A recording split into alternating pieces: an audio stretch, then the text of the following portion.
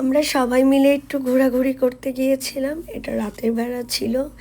এই রেস্টুরেন্টটা দেখতে বেশ সুন্দর। এই যে আমার ছোট বাবা, আমরা সবার সাথে বাচ্চা ছিল।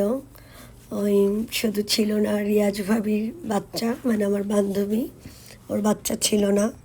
এই যে আমার টুনটুনি বুড়াটা। তো এখানে বেশ বাতাস হচ্ছিল, গান হচ্ছিল, আমাদের কাছে ভালোই লাগছিল। আর আমরা সখীরা বসে বসে মনের কথা বলছিলাম। এই সময়টুকু আমাদের বেশ ভালোই কেটেছে। মাঝে মধ্যে সবাই একসাথে হলে খারাপ না, বিষয়টা ভালোই লাগে। বিষয়টা বলবো কেন, সময়টা খুব ভালো সময়ই যায়। তো এখন তো আমি ঢাকা লোক হয়ে গেলাম, তো এখন প্রায় ভিডিওতেই আমাদেরকে দেখতে পারবেন। সবচেয়ে মজার কথা, আমি এখন ব্লগ অনেক কম করছি।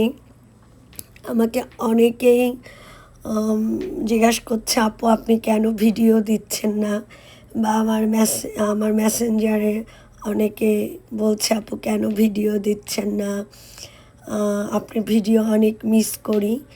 আসলে ভিডিওটা আমি শখ থেকে করা, এটা প্রতিদিন দিতে হবে, করতে হবে, বিষয়টা এমন না। আর এখন আর ওভাবে ভালোও লাগে না প্রতিদিন ভিডিও করো, ভয়েস দাও। যখন যেটা হবে ঠিক তখন সেটাই আপনাদের সাথে শেয়ার করব, দেখব।